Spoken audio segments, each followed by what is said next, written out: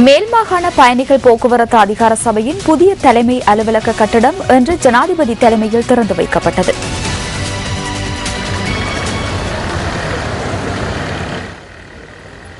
பத்திரமுலையில் அமைய பெற்றுள்ள இந்த கட்டிடம் ரன்மகபாயா என பெயரிடப்பட்டுள்ளது. 6 மாடிகளை கொண்ட இந்த கட்டிடம் 600 மில்லியன் ரூபாய் செலவில் அமைக்கப்பட்டுள்ளது. மேல் மாகாண பயணிகள் போக்குவரத்து அதிகார சபையின் ஒதுக்கீடுகளின் கீழ் இதன் நிர்மாண பணிகளை அரசு பொறியியல் திணைக்களம் முன்னெடுத்துள்ளது. பயணிகள் போக்குவரத்து அதிகார சபைக்கு சொந்தமான நவீன தொழில்நுட்ப கட்டமைப்பொன்றும் இங்கு நிர்மாணிக்கப்பட்டுள்ளது.